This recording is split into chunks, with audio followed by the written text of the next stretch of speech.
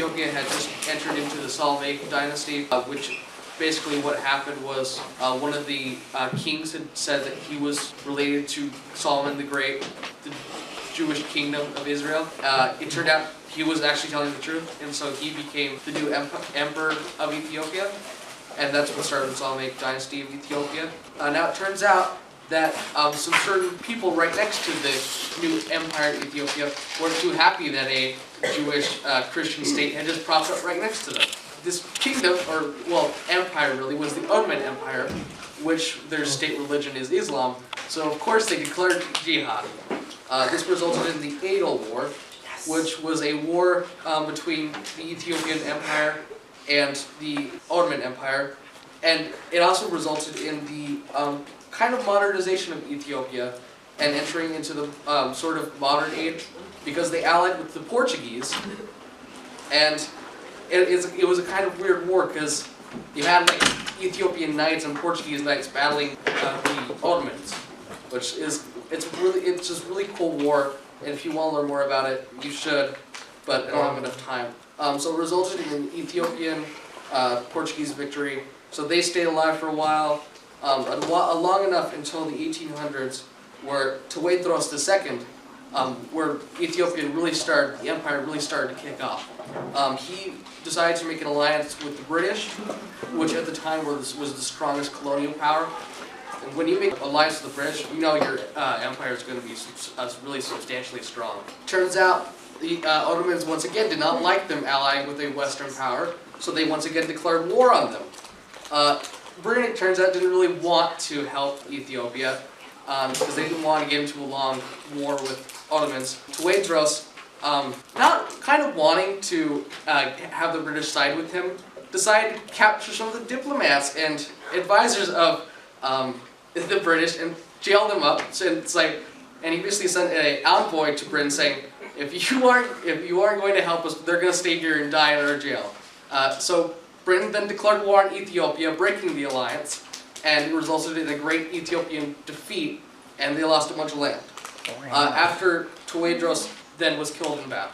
This kind of started the scramble for Africa between the major powers of Europe and the empires there, and Ethiopia was right at the center of it. However, even though Africa ended up being greatly colonized, one of the only surviving nations that was able to survive the scramble for Africa was Ethiopia, and it was all because of this man, Johannes IV, who basically took power after Tewodros died in battle. And you can see the resulting modernization that Ethiopia was going through just by looking at the difference between Tewodros and Johannes in his uniform. You can see modernization has really taken effort in Ethiopia.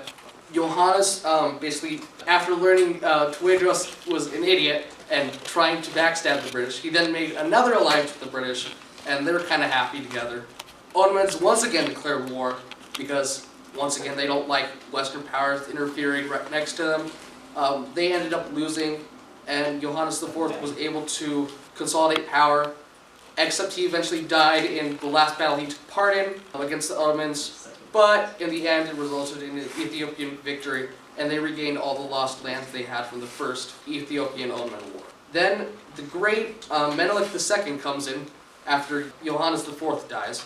He consolidates his power, he becomes the new emperor, and he basically slams the train. They go full westernization, full industrialization, and Ethiopia becomes this proto-Western African nation.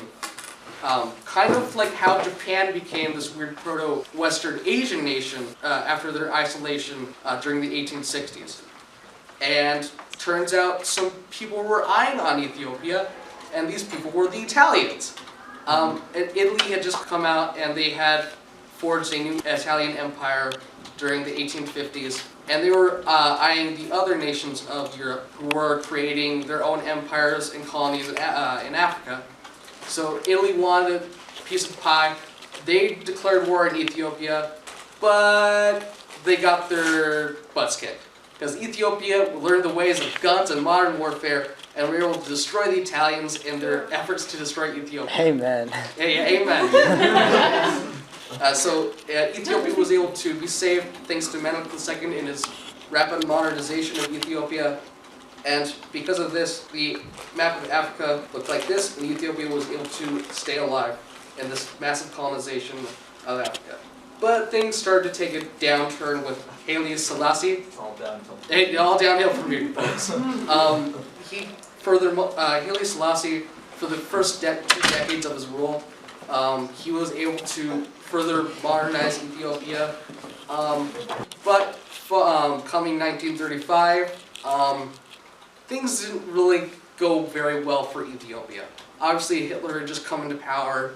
He was trying to form the Axis powers, and Benito Mussolini was trying to buddy up with Hitler. And to prove his worth to Hitler, he decided to go and declare war on Ethiopia, because obviously Hitler is only going to buddy up with the most powerful nations in Europe. He doesn't want any weaklings. So Benito Mussolini declares war on Ethiopia.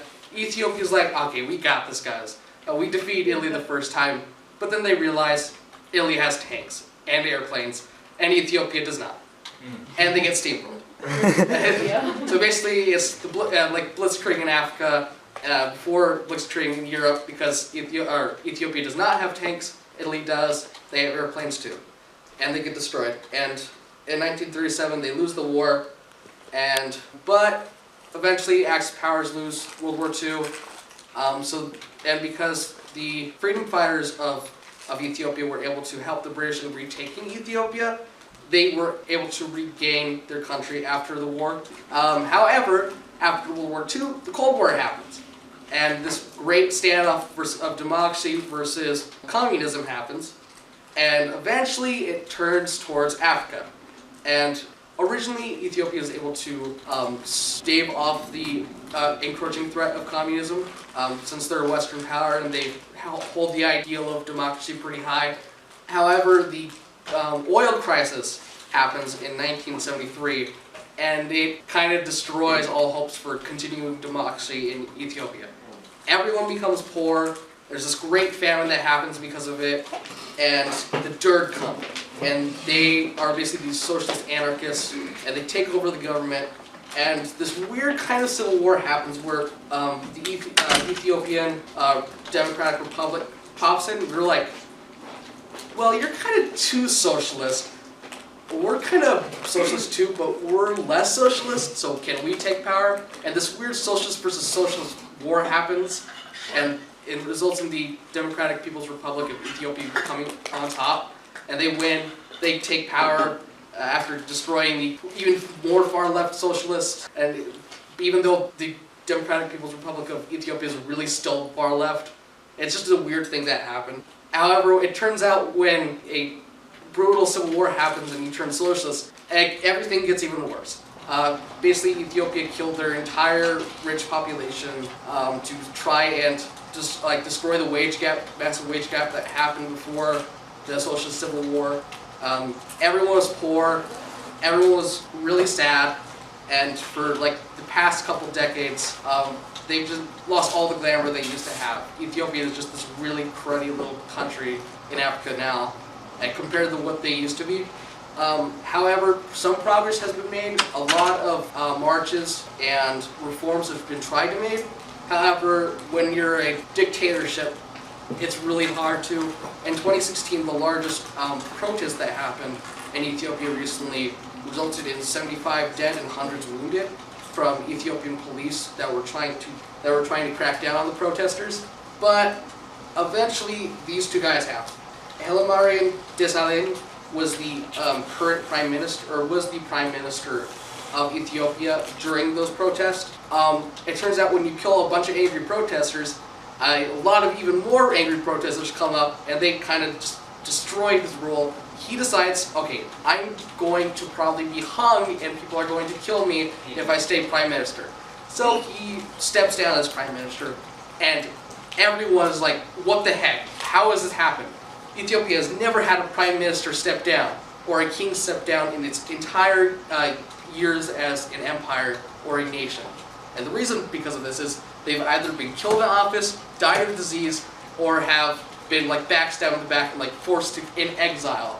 Which kind of tells you a lot about the Ethiopian government, that no one has ever stepped down or been voted out of office. And then in April 2nd, which was what, 2 days ago, Abiy Ahmed Ali, which is the guy on the right, has now become Prime Minister of Ethiopia after a 2-month period. Yeah, February 7th, after Haileman Desalegn stepped down. So Abiy Ahmed Ali is now the current Prime Minister of Ethiopia, even though he's technically a dictator. He just says he's Prime Minister because he doesn't want the Western powers. So, as you can see, Ethiopia has had quite rough history in the past 100 years, and it's kind of only going downhill from there.